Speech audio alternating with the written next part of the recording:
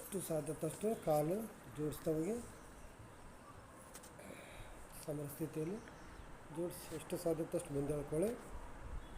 ಅಳಗಡಿಸಿ ಬೆನ್ನು ನೇರವಾಗಿರಲಿ, ನಿಮ್ಮ ದೃಷ್ಟಿ ಮುಂದೆ ಇರಲಿ, ದೇಹವನ್ನು ಸಡಿಲವಾಗಿರಲಿ.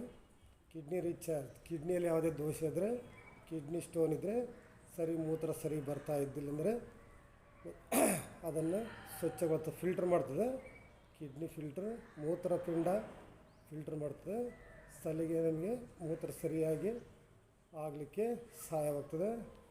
ನೀರು ಜಾಸ್ತಿ ಕುಡಿಬೇಕು. ಎಷ್ಟೆಷ್ಟು ನೀರು ಜಾಸ್ತಿ ಕುಡಿದ್ರೆ ಅಷ್ಟು ಕಿಡ್ನಿಯಲ್ಲಿ ಸ್ವಚ್ಛವಾಗ್ತದೆ, ಮೂತ್ರಪಿಂಡ ಸ್ವಚ್ಛವಾಗ್ತದೆ.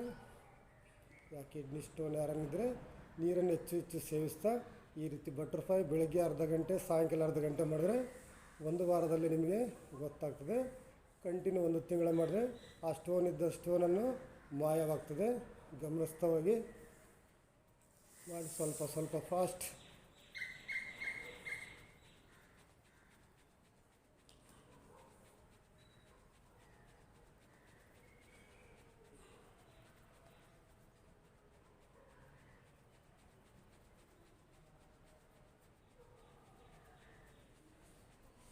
ಸ್ವಲ್ಪ ಮುಂದೆ ಕಾಲು ಮುಂದೆ ತಗೊಂತ ಅಳಗಡಿಸ್ತಾ ಹೋಗಿ.